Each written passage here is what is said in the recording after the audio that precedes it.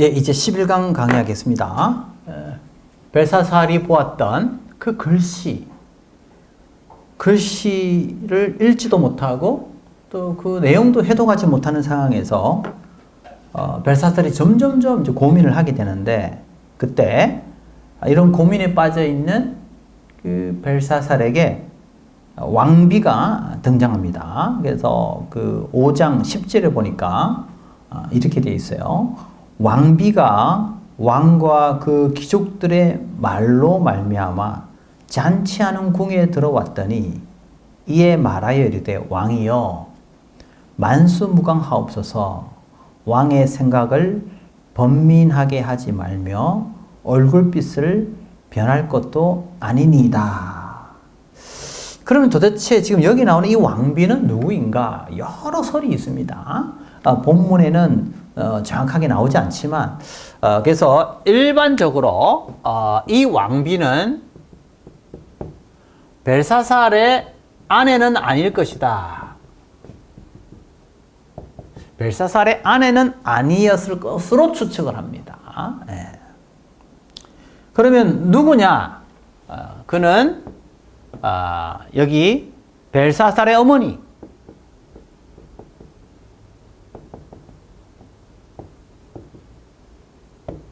벨사살의 어머니, 즉 나보니더스의 아내죠. 아내였을 가능성이 크다. 자, 그러면 왜 여기에 왕비라고 되어 있느냐? 나보니더스의 아내가 왕비죠. 나보니더스가 왕이기 때문에. 그래서 왕비라고 해도 큰 문제가 없는 거죠. 자, 그러면 왜 벨사살은 다니엘을 바로 기억하지 못했을까? 지금 다니엘은 이미 많이 알려졌잖아요. 그죠? 느부갓네살의 그 사건을 통해서 느부갓네살이 꾸었던 꿈을 해몽해 주었던 대표적인 사람이었기 때문에 왜 벨사살은 기억하지 못했을까? 그 왕비가 와서 지금 11절에 이런 표현을 쓰거든요. 왕의 나라에 거룩한 신들의 영이 있는 사람이 있으니 곧 왕의 부친 때에 있던 자로서 명철과 총명과 지혜가 신들의 지혜와 같은 자니이다. 왕의 부친 느부갓네살 왕이 그를 세워 박수와 술객과 갈대아 수자 점장이 어른을 삼으셨으니, 왕이 벨드사살이라 이름하는 이 다니엘은 마음이 민첩하고 지식과 총명이 있어 능히 꿈을 해석하며 은밀한 말을 밝히며 의문을 풀 수 있었나이다. 이제 다니엘을 부르소서. 그러하시면 그가 그 해석을 알려드리다. 라고 이 왕비가 직접 누구를 청구하느냐 하면은 바로 다니엘을 벨사살에게 청구를 합니다. 자, 그렇다면 왜 벨사살은 이 다니엘을 기억하지 못했을까? 적어도 지금 시기가 느부갓네살 사후 적어도 한 20에서 23년쯤 된 거죠. 기간이 꽤 지났다. 그래서 느부갓네살 생존에 있었던 그 사건이 지난 지가 한 20년이 지났다. 그래서 아마 다니엘의 나이가 적어도 아마 80대 정도 되었을 것으로 추정합니다. 80대 정도로. 정확한 나이는 알 수 없죠. 그러니까 상당히 다니엘이 나이가 꽤 되었을 것이다.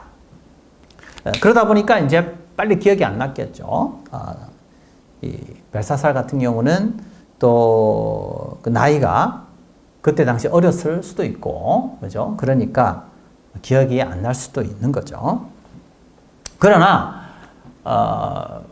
느부갓네살 때에 일어났던 이런 모든 일에 대해서 벨사살이 알고 있었겠죠, 당연히. 물론 나이는 좀 젊었겠지만 알 수 있었겠죠. 그런데 이제 시간이 꽤 지났으니까 빨리 떠오르진 않았겠죠. 근데 반면에 이제 느부갓네살의 딸의 경우에는 훨씬 더 직접적으로 그걸 겪었겠죠. 아버지가 어떤 고통에 있었는지, 아버지가 얼마나 힘든 생을 살았는지를 직접 경험했겠죠. 그의 딸은. 그러니까 더 생생한 거죠. 그래서 그 딸은 다니엘이 아버지에게 어떤 영향을 주었는지를 훨씬 더 잘 알고 있었을 것이라 생각됩니다. 그래서 이제 직접 와가지고 그의 아들에게 다니엘을 청구하게 됩니다. 자, 이런 상황에서 이제 여기에 어떤 아이러니가 있을까요?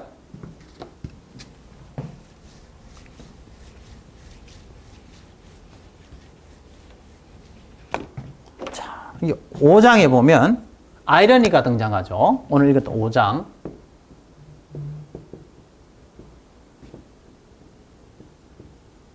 자, 4장에도 하나님께서 어떻게 일하셨어요? 다니엘은 포로 된 자죠.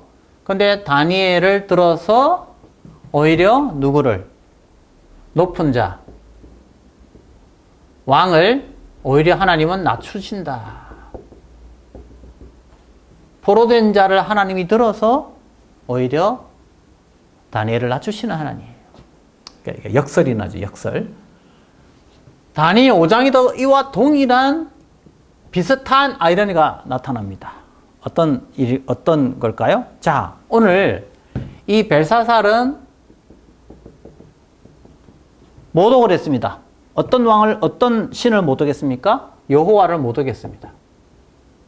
그러면서 무엇을 찬양했습니까? 그는 그들의 신들을 찬양했습니다. 여호와는 모독했어요. 오히려 그들이 믿고 있는 신들을 찬양했습니다. 그렇죠? 자, 근데 어떤 일이 벌어졌습니까? 그가 그토록 찬양했던 그 신들을 믿고 있는 술객, 점쟁이, 그리고 거기에 나오는 술사들, 그렇죠? 전혀 아무런 영향을 끼치지도 못하고 아무것도 할 수 없는 존재로 등장하고 있다는 거예요. 그가 그토록 의존하고 그토록 강조했던, 높였던 그 신들을 믿는 자들은 아무것도 할 수 없는 거예요. 무기력한 자들로 등장하고 있다. 반대로 그가 그토록 경멸하고 모독했던 그 하나님을 믿는 그 다니엘을 이제 어떻게 해요? 의존할 수밖에 없는 상황. 이게 다니엘서 5장에 나오는 역설입니다. 역설입니다. 그가 그토록 경멸하고 무시했던 바로 그 여호와를 믿고 있는 그 다니엘에게 이제 내 이 글씨를 좀 해독해달라고 부탁하고 있는 이 상황. 여호와를 신뢰하는 다니엘의 해석을 의존하는 이 벨사살의 모습을 통하여서 하나님께서 하시는 일들이 바로 이와 같다는 것을 보여주고 있습니다. 우리는 어려움을 겪습니다. 또 하나님을 믿는다는 이유 때문에 핍박을 겪습니다. 어려움도 겪습니다. 자, 그런데 그런 어려움 가운데 하나님은 어떻게 일하십니까? 바로 그런 하나님을 신뢰하고 믿는 자들을 통해서 오히려 세상의 사람들을 부끄럽게 하시는 하나님의 이 놀라운 일들을 오늘 우리는 다니엘서 5장을 통해서 발견할 수가 있습니다. 복음을 들었던 자들, 예수 그리스도를 믿는다는 그 이유 때문에 손가락질하고 비난하는 그런 상황이 일어나죠? 그렇지만 나중에 어떻게 됩니까? 이런 일이 종종 있어요. 예수 믿는 것 때문에 아주 싫어요. 그런데 보니까 예수 믿는 사람들이 신뢰할 만하고 믿을 만하니까 나중에는 어떤 일이 일어나냐? 그 사람들에게 일을 맡길 수밖에 없는 일들이 일어나더라는 것이죠. 우리가 살아가면 종종 그런 것들을 목격하게 됩니다. 신앙을 가진 그것에 굉장히 경배를 하면서도 나중에는 믿을 만한 사람이 없어서 크리스찬들에게 어쩔 수 없이 일을 맡겨야 되는 그런 일들이 종종 일어나거든요. 바로 이것이 하나님이 하시는 일입니다. 세상 사람들이 조롱하고 경멸하는 것을 두려워하지 마시고 오히려 그 앞에서 당당히 내가 그리스도인이라는 사실을 밝히고 살아가면 오히려 그것이 우리에게 더 큰 하나님께서 우리를 통하여 일하시는 통로가 될 수 있다 이거죠.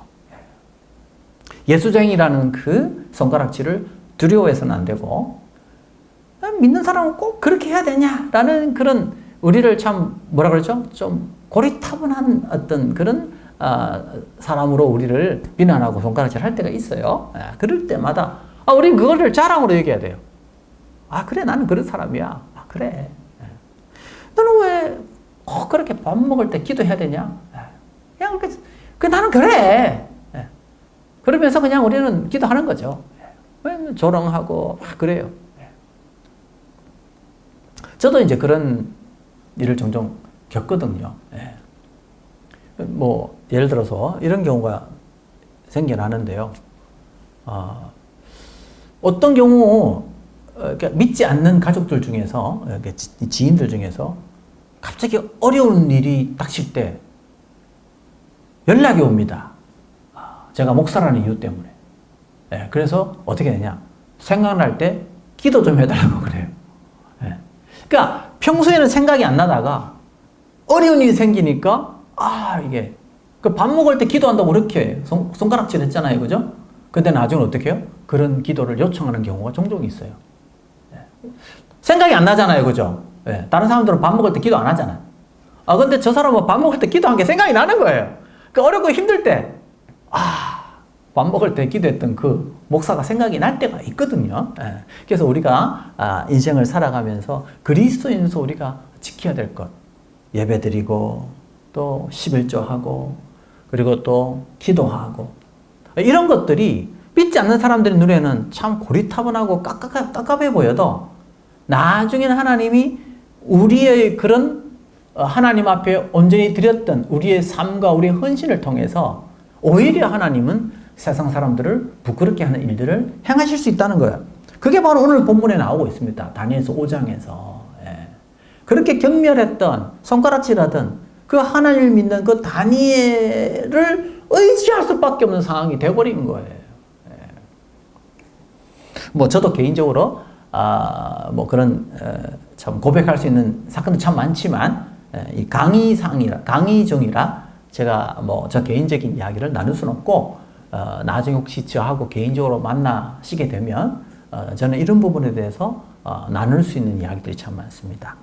자, 그러면 이 그러면 이 벨사살의 문제는 뭔가?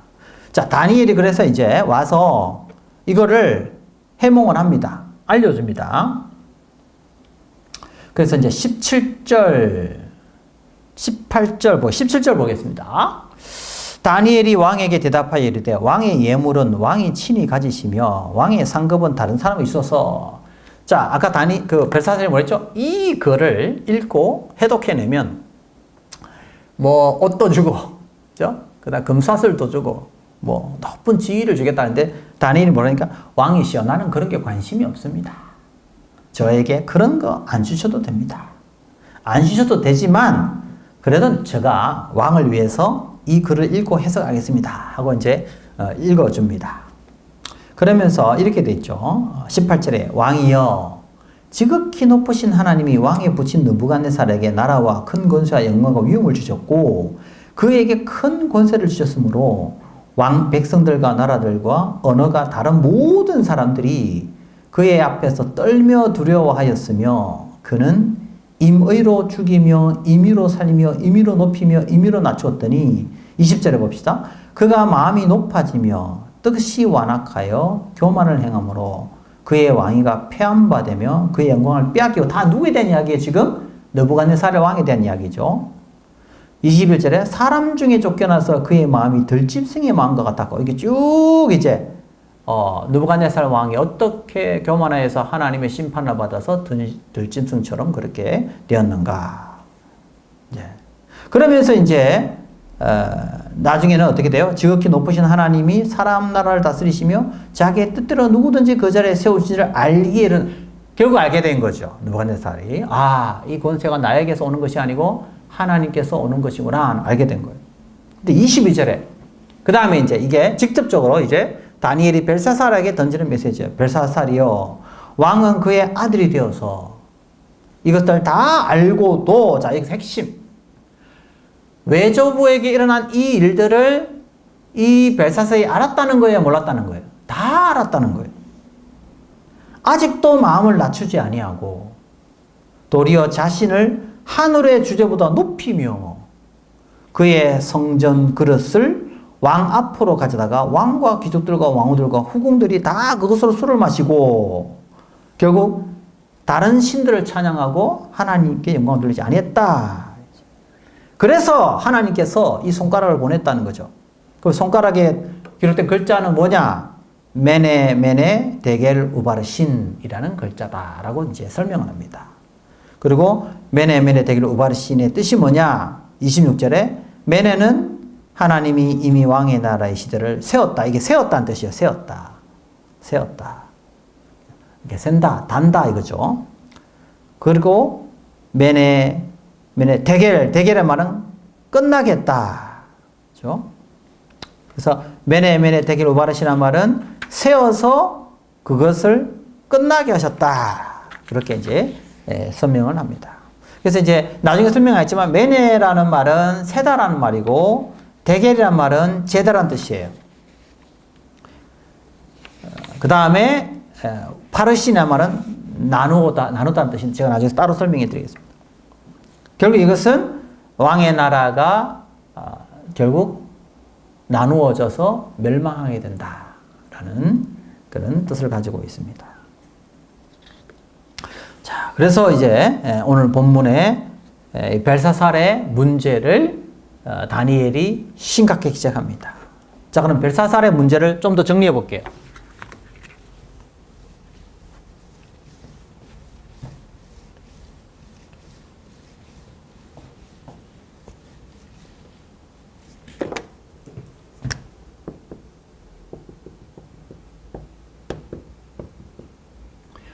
다니엘이 지적하는 벨사살의 문제 첫 번째 뭐죠? 그는 느부갓네살의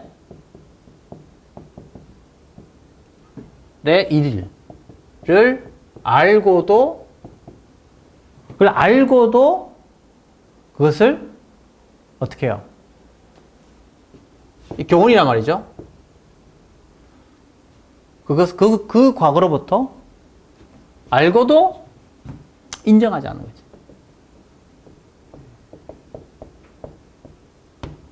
하나님이 행하신 것을 다 보고도 인정하지 않는 거죠. 뭐 어떤 거죠? 교만한 자를 낮추시는 하나님의 그 놀라운 일들을 다 알고도 인정하지 않는 거죠. 인정하지 않았다. 그래서 그는 느부갓네살의 전철을 따르지 않아요.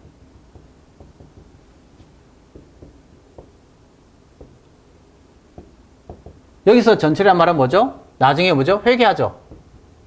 느부갓네살이 하나님을 칭송하죠. 그걸 받아들이지 못하는 거죠. 나는 결코 여호와의 신을 받아들일 수 없고 여호와의 신을 인정할 수 없다. 그래서 세 번째, 거부해서 끝나는 게 아니고 뭐죠? 도전합니다. 여호와의 신을 향하여 도전하는 태도를 보이는 거죠. 그래서 느부갓네살보다 훨씬 더 악하고 강팍한 태도의 모습을 보이고 있다라는 사실을 확인할 수 있습니다. 자, 그래서 하나님께서 이 손을 보낸 거죠. 그래서 여기서 메네라는 말은 계산하다. 다시 설명해 드릴게요. 메네 뜻은 계산하다 혹은 재다, 무엇을 계산하고 재다 뜻이고, 테켈, 여기는 데겔이라고 되어 있는데 테켈이죠. 데겔. 데겔이란 말은 무게를 재다. 여기 죄송합니다. 계산하다, 재다가 아니고 세다. 세다. 이렇게 세는 거죠. 그 다음에 테겔은 무게를 재다. 그래서 계산해보고 세어서 무게를 재어서 다는 거죠.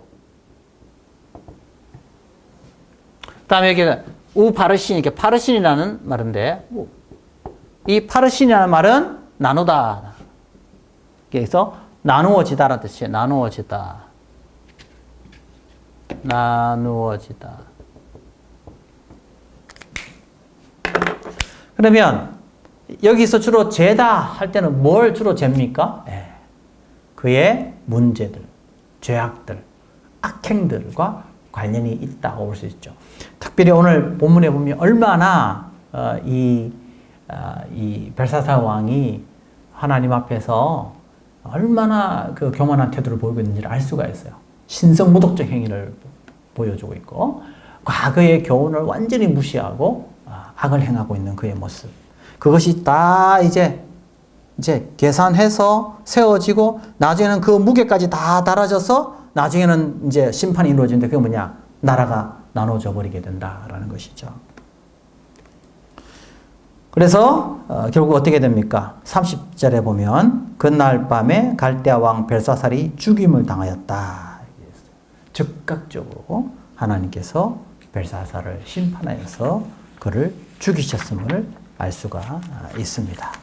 그래서 우리가 이 본문을 통해서 어떤 메시지를 얻을 수 있습니까?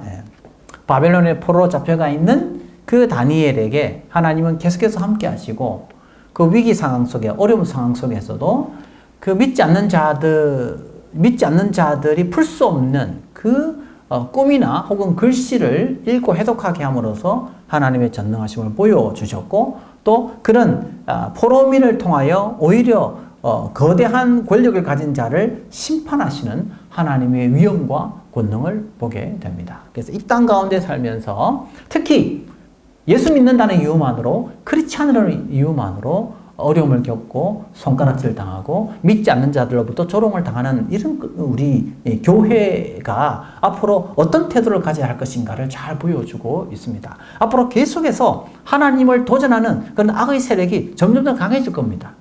그런 세력이 강해지면 강해질수록 또 그들을 통하여 하나님께서 어떤 심판을 행하실 것인가도 더 분명하게 드러날 것입니다. 저는 그렇게 생각합니다. 그러면 어떻게 하나님이 심판을 행하시겠습니까? 신실하게 하나님을 믿는 자들을 들어서 하나님의 당신의 공의와 하나님의 당신의 놀라우신 전능하심을 드러내 보이실 것이라고 믿습니다. 세상이 악하면 악할수록, 세상이 더욱더 타락하면 타락할수록, 또 교회를 향한 도전이 더 강해지면 강해질수록 신실한 남은 자를 통하여 일하시는 하나님의 능력이 더 강하게 드러날 것이라고 저는 믿습니다. 이 시대에 우리 교회가 특별히, 저는 그렇게 생각해요. 눈에 보이는 모든 교회들이 다 하나님의 신실한 남은 자라고 생각하지 않습니다. 그러나 눈에 보이는 이런 그 많은 교회 가운데에서, 크리스찬들 가운데에서 특별히 하나님의 신실한 남은 자들은 하나님께서 분명히 들어 사용하실 줄 믿습니다. 그러므로 오늘 이 강의를 듣는 여러분들이 하나님의 남은 자가 되어서 다니엘처럼 하나님의 손길로 쓰임을 받아서 세상 사람들을 부끄럽게 하는 그런 놀라운 하나님의 신실한 백성들이 되기를 바랍니다. 이제 우리 6장으로 넘어가겠습니다. 다니엘서 6장. 다니엘서 6장입니다. 자, 우리 지난번에 다니엘서 1장에서 제가 아마 다니엘서 1장에서 7장까지 구조를 가지고 제가 설명을 해드렸는데, 이 다니엘서 7장은 2장과 서로 이렇게 유사한 주제를 공유한다라고 제가 아마 말씀드렸던 것 같아요. 자, 그러면 이 다니엘서 6장은 다니엘서 2장하고 6장하고 서로 유사한 어떤 그런 주제를 공유한다 라고 볼 수 있을 것 같은데요. 죄송합니다. 이게 6장이 아니고, 죄송합니다. 2장이요. 3장하고 6장. 죄송합니다. 그리고 2장하고 7장. 여기 이제 서로,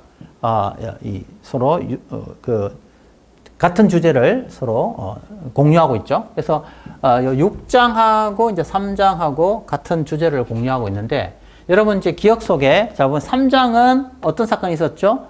사드락, 메사, 아벤노고의 사건이죠. 예. 그래서 금신상에 절하지 않는다는 이유만으로 결국 이제 핍박을 겪게 되죠. 오늘 6장에도 이제 그와 유사한 핍박이 등장합니다. 여기서는 이제 다니엘이 주인공이고, 여기서는 금신상에 절하지 않는 거라면, 여기서는 이제, 어떤 문제 때문에 어려움을 겪을까요? 다니엘이 이제 하루 3번, 기도를 하게 되죠. 그러니까 다른 신에게는 기도하지 마라. 그렇게 명령을 내리는데, 오늘 6장을 읽어보면 다니엘이 계속해서 매일 예루살렘 성전을 향하여 기도하게 됩니다. 자, 이것이 결국 이제 다니엘에게 큰 문제가 됩니다. 그러면 오늘 다니엘서 6장을 통하여서 하나님께서 세상과 타협하지 아니하고 자기의 신앙인으로서의 정체성, 신앙인으로서의 아이덴티티를 포기하지 않고 끝까지 세상을 향하여 자기 자신이 크리스찬이라는 사실을 여기서는 이제 이스라엘 백성이죠. 자신이 하나님의 언약의 백성이라는 것을 끝까지 포기하지 않고 그 정체성을 지키고 있는 다니엘에게 하나님께서 어떻게 일하시는지를 우리 한번 보도록 하겠습니다. 자, 오늘 다니엘서 6장 1절에서 3절을 보겠습니다. 다리오가 자기의 뜻대로, 여기서 이제 다리오는 제가 누구라고 제가 말씀드렸죠? 여러 해석이 가능하지만 가장 그래도 근접한, 가장 우리가 생각할 때 이 다리오에 가까운 사람은 고레스다라고 제가 말씀드렸죠. 예. 이건 저의 해석입니다. 예. 그래서 어떤 분들은 아니다, 나는 고레스라고 받아들이기 어렵다, 그런 분은 자유롭게 그렇게 하십시오. 그러나 저는 여기에 나오는 이 다리오는 고레스 왕을 가리킨다라고 저는 개인적으로 생각합니다. 그래서 다리오는 호칭이다, 이렇게 볼 수 있습니다. 이름이라기보다는. 자, 그러면 오늘 보면 그래서 다니엘서 5장 31절에 보면 이렇게 돼 있어요. 메대 사람 다리오가 나를 얻었는데 그때 다리오는 62세였더라고 돼 있거든요. 그래서 제가 서론 때 말씀드렸다시피 이 고레스의 어머니 쪽, 모계 쪽이 또 메대 혈족을 가지고 있기 때문에, 그래서 메대 사람이라고 해도 큰 문제는 없다라고 제가 말씀을 드렸습니다. 자, 그런데 이제 이 다리오 왕 때에 이 총리 셋을 두었는데 그 총리 셋 가운데 하나가 누구냐? 6장 2절에 보니까 또 그들 위에 총리 셋을 두었으니 다니엘이 그 중에 하나이라 이렇게 되어 있어요. 다니엘이 그 중에 하나이라. 이는 고관들로 총리에게 자기의 직무를 보고하게 하여 왕에게 손해가 없게 하려 함이라. 제가 지난번에 한번 말씀드렸죠. 바벨론 제국을 어떤 식으로 제가 다스리느냐 했을 때 그 거대 그 지역을 다 나누고 그 지역에 있는 그 대표자들에게 보고를 받는 형식이었다라고 했죠. 그래서 고레스 역시도 그런 바벨론의 통치 방식을 그대로 가져왔다라고 볼 수 있습니다. 그래서 이제 그 지역의 대표자들로부터 보고를 받는 그런 형식으로 통치했다는 것이 6장 2절에 나오고 있죠. 자, 그러면 다니엘이 오늘 본문에 보니까 뭐라고 하냐니까 이 총리 셋 중에 하나였으니까 어마어마한 그런 높은 위치에 있었다라는 걸 알 수 있죠. 포로로 잡혀간 사람이 이 정도로 높은 위치에 있었다는 건 대단한 건데, 그러면 이런 다니엘의 어떤 그런 이 높임을 받는 그의 이 신분 상승은 어디에 있는 건가?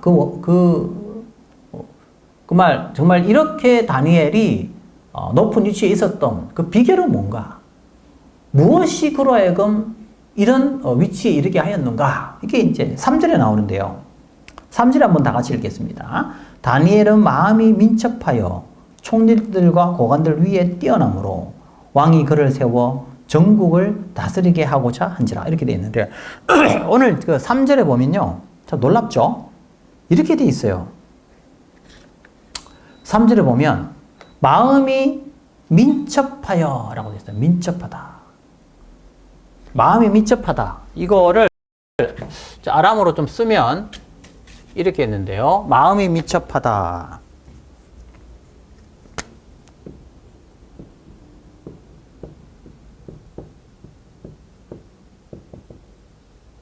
마음이 민첩하다. 이게 이제 죠?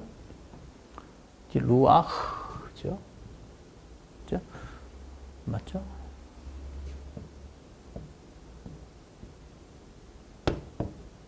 디루아흐. 예, 야틸루 이렇게 됐죠? 예.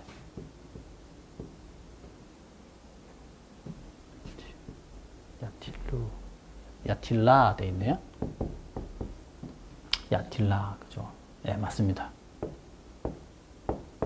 이렇게 됐네요. 예. 그래서 이제 디 루아흐 야틸라 이렇게 됐는데 이게 이제 이게 놀라운 영이 있는 자 이런 뜻입니다. 이게 루하우라는 이게 여기 나오는데 여기서 마음이라고 되어 있는데 여기 이제 루아흐라는 그 뜻이 뭐 여러 가지 뜻이 돼요. 이렇게 영도 되고 기운도 되고 뭐 마음도 되고 여러 가지 해석이 가능해요. 그래서 이제 뭐 우리 한글 개역개정에는 이게 마음이라고 되어 있는데 저는 글쎄요. 이게 이제 이 루아흐를 어떻게 볼 것인가 이게 뭐 여러 가지 뜻이겠지만 저는 이렇게 영으로 보존해도 되겠다.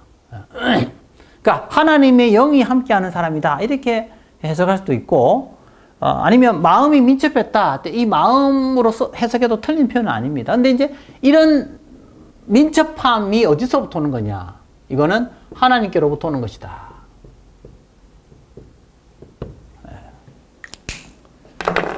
그래서 여기서 마음이 민첩하다는 것은 뭐 믿든지 안 믿든지 누구나 이렇게 똑똑하고 명철한 사람이 있을 수 있겠죠. 그런데 저는 이것은 하나님께서 주신 것이다 라고 이렇게 해석하는 것이 좋겠다. 그리고 만약에 이것을 만약에 영으로 만약에 해석을 한다면 훨씬 더 이거는 하나님의 영이 함께하는 자라는 의미로 해석될 수도 있겠다라는 생각이 듭니다. 저는 개인적으로 하나님의 영이 함께하는 자로 해석하는 것도 좋겠다 하는 생각이 듭니다. 그래서 다니엘의 이런 모든 재능은 뭐 이게 영으로 하든 마음으로 하든 결국 이것이 어디로부터 온 것이냐? 하나님께로부터 온 것이다 라는 게 저는 중요하다는 생각이 듭니다. 그래서 다니엘이 이렇게 높임을 받게 된 것은 결국 누가 이렇게 하신 거냐? 하나님께서 다니엘에게 이런 마음을 주시고 또 하나님이 그와 함께 하셨기 때문에 이런 높은 지위에 오르게 되었다라고 저는 생각을 합니다. 자, 그 다음에 그런데 이렇게 이제 여러분 이 포로된 백성이 포로된 사람이 이 정도의 높은 자리에 오르게 되면 이제 어떻게 될까요, 이게? 예. 이게 똑같은 일이 일어났죠. 어디에서? 3장에서 사드락, 메삭, 아벳느고가 그 지방의 가장 높은 관료 중에 한 사람으로 이렇게 쓰임을 받으니까 당연히 어떻게 해요? 어떤 정서가 생길까요? 유대교 정서가 작동을 하게 된다. 그렇죠? 그래서 이제 시기하고 미워하게 되죠. 이 인간의, 그렇죠? 이게 인간의 본성이에요. 예. 인간의 본성이 뭐죠? 남이 잘 되는 거 못 본다. 그렇죠? 예. 그래서 지금 전 세계적으로 가장 좀 극복하기 어려운 인간의 감정 가운데 하나가 바로 뭡니까? 이게 바로 어떤 게? 레이시즘이죠. 레이시즘. 예. 레이시즘. 예. 그렇죠? 인종주의. 그렇죠? 예. 레이시즘이라고 그러죠. 예. 그래서 지금 미국 같은 경우에 아직도 이게 극복이 안 되는 것 중에 하나가 바로 뭡니까? 이게 인종, 레이시즘입니다. 레이시즘. 그래서 뭐 백인과 흑인 간의 갈등이 굉장히 크죠. 그래서 정치하는 사람들은 또 그것을 이용을 하죠. 그래서 이런 그 정치적인 어떤 그런 표를 얻기 위해서 막 인간의 어떤 그런 이런 그 인종주의를 부추깁니다. 그래서 여러분 알다시피 또 백인들은 또 그죠? 흑인들에 대한 그런 또 이렇게 인종주의적 그런 걸 가지고 있잖아요. 어떤가요? 원래 미국이라는 건 우리 땅이다. 우리 땅인데 이 쟤네들이 와서 어떻게 우리와 똑같은 그런 권리를 가지고 행사할 수 있느냐. 이게 그걸 못 받아들이는 사람이 있겠죠. 이게 원래 악한 인간의 본성이죠. 왜? 아니 그렇게 따지면 그 미국이란 나라의 땅은 누구 땅이었어요? 그 따지면 그 전에 있었던 그죠? 그 인디언들이 있었을 거 아니에요. 그렇게 따지면 그러니까 인간이 그렇게 이제 이 본성이 악한 거죠. 우리가 누리고 있는 어떤 이런 이익을 누가 와서 그걸 같이 공유한다 이 받아들일 수 없는 거죠. 근데 또 여러분 아이러니가 있잖아요. 또 흑인들 가운데에서도 우리보다 나중에 온 사람들이 있네? 이 누구예요? 에이시안이라든지 혹은 또 소위 말하는 라틴계 쪽들이 있을 거 아니에요? 또 그런 사람들도 싫어한다니까요. 그러니까 레이시즘이 단순히 흑백의 레이시즘으로 가는 게 아니고 나중에는 또 에이시안 혐오까지 또 발생하거든요. 이게 무서운 일이죠. 저는 뭐 개인적으로 우리 기독교인들이 이런 그 레이시즘을 극복해내야 된다는 생각이 듭니다. 예를 들어서 외국인들이 우리나라에 온다는 이유만으로 그걸 정하면 안 되고요. 합법적이고 법에 허용되는 범위 안에서 오는 분들이면 우리 차별하면 안 되죠. 다만 이제 불법적으로 와서 불법적으로 하는 거에 대해서는 우리가 그것을 합법적으로 갈 수 있도록 유도하고 그걸 이끌어 가야 되겠지만 단순히 외국인이 우리나라에 있다는 것만으로 그거에 대하여 반감을 가지면 그거는 성경적인 태도라고 생각하지 않거든요. 물론 제가 말씀드렸죠. 불법적으로 있는 거에 대해서는 우리가 그것은 합법적으로 가도록 우리가 유도하고 헌법 안에서 법 안에서 이루어지도록 우리가 해야 되겠지만 무조건 거기에 대해서 반대 감정을 가지는 것은 적절치 않다 이거죠. 왜냐하면 우리 한국 사람들도 이민을 가가지고 얼마나 그 많은 그런 어려움과 아픔과 서름을 겪었습니까? 그러니까 우리가 그렇게 해서는 안 되죠. 사실은 오히려 약자들, 특히 이제 여기 외국인 외국인 온 사람들 중에서 합법적으로 왔음에도 불구하고 오히려 불이한 일을 당하는 사람들에게 그리스도인들은 그 사람들을 오히려 더 따뜻하게 오히려 맞아주고 그들을 그리스도의 사랑으로 이끌어야 될 책임이 저는 한 교회에 있다고 생각을 합니다. 그래서 오히려 힘없고 연약한 사람들을 도와줄 수 있어야 된다. 제가 말하는 합법적으로 와서 하는 사람들, 그리고 불법적으로 와서 일을 하는 사람들은 합법적으로 처리할 수 있도록 도와줘야 된다.